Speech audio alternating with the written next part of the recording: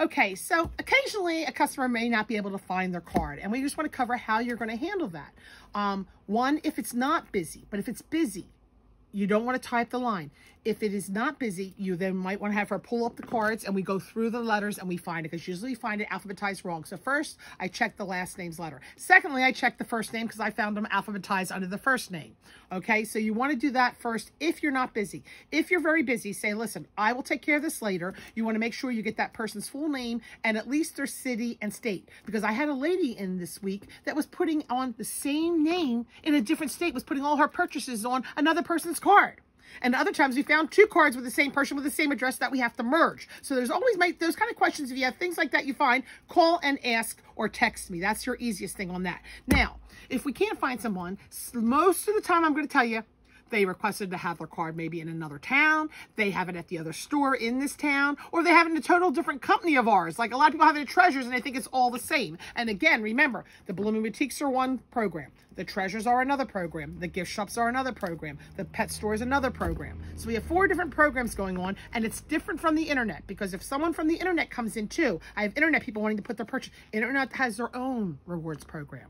Okay, so that helps hopefully that's clear there. But let's just say we got a line going. The lady can't find her card. I just had that scenario happen. I said, listen, do me a favor. Ruth, put your information in, and I'm going to check with my data entry person, okay, and see if you had a card here or if it's in another place. And I'm going to tell you, a lot of them, they never started an account here. It's in another one of our stores. It's not in Blooming Boutique family. So that's the first thing. So get them to do a duplicate card so you have a card, and we'll mark dupe till we know the answer. And this way we have their information so that if they don't have a card, they're set up and we put their purchase on. We have all that stuff documented because the receipts need to go to the house at night. We can't hold all these receipts. So create a duplicate card, put it on there, and then you're going to hold that. And what I would say to do is take the communication book, which we're all supposed to be using, log that in there, and I would be paper clipping the cards if you have any problem ones that we have to get resolved, because our data entry person isn't in every day, so they can't necessarily give you an answer. Yes, they have a card at Blooming Boutique Lewis. No, it's around the corner at Blooming Boutique Accessories. No, it's over in Long Neck. Okay, so this is an easy way to resolve this. Okay, now let's just say it's in another town. We've got 2 options. We can have a card here, or we can get that purchase that she did put here and put it in the Long Neck. And then I would just cross it off here and make a note if she comes back in, card is at BB Long Neck, so we know. You know, that's my biggest thing, and I would file it so that she knows her card is there, because that's going to happen. The same thing will happen the next time she comes in, you know. And then I have people that, my purchases aren't on there. Well, do me a favor. Do you have your receipts?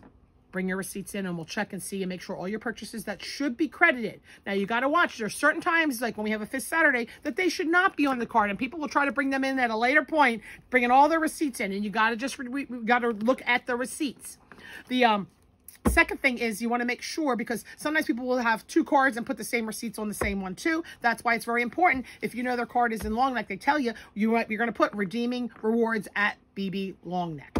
Okay, we want to make sure on that. Any other problems? I'm just trying to think with that. Sometimes people say, well, my purchase isn't there. I said, well, and I don't have my receipt. I said, do me a favor, check in and see if you have your credit card. If you have your credit card statement, I've had people bring in their credit card statement. I made sure it wasn't a special promotion day or something like that, and we took it from there, because they gave it to someone who was going to follow through. And I'm trying to make the least errors. That's why we're saying create a duplicate card so we have something and some sort of paper trail, because Post-it notes, writing in communication book, it can pass. Days can pass, and then we're going to have it next time the customer comes in, the customer's going to be upset. Okay, so I try to make notes. Like, even, and I had somebody, she swore it was here. I created a card with her name on and her information and made a big note when she comes in. Let her know no rewards card was ever started at Blooming Boutique Lewis. She has none in our account. So I try to do so that the next time they're in, it's very easy for us to handle and simple, and we have to just look at the card and we can give them their answers. And then like if they haven't been in a while. Okay. What we're going to try to do from here on out is, like in January, when we re-alphabetize, we're going to try to also clean out people that haven't been in for over 2 years. Okay, so we have in this store, we have, you know, all of the cards. And then at the very bottom, we have, when we had our Rehoboth store cards here. Okay, so we still have people coming in from the Rehoboth store, merging and moving, then we move them up into Lewis.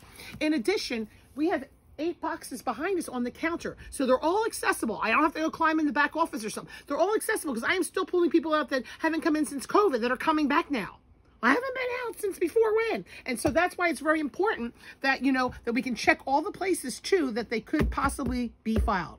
And I've had people file in the wrong boxes. They went and filed down in the Rehoboth too. So I always check, like I have 3 spots in here to check before I start doing anything else, you know, if I have the time and the availability. The key also, so mistakes don't happen, especially with this new credit card system with no names, is that you're busy, people are signing up, paperclip, receipt to card, paperclip. You don't need to fill it all out while they're here. Keep the line moving, paperclip, and just have plenty of paper clips to match them up, whether it's an existing customer or a new customer. Just keep going. And when you have a lull, which we have, you know, we have the lulls, then you can finish up and get them caught up. That is your easiest way to do it, so there's no confusion. Because to go back in that drawer and try to find out who the heck would try to jog their memory on what did she buy and which customer was this, and we don't know.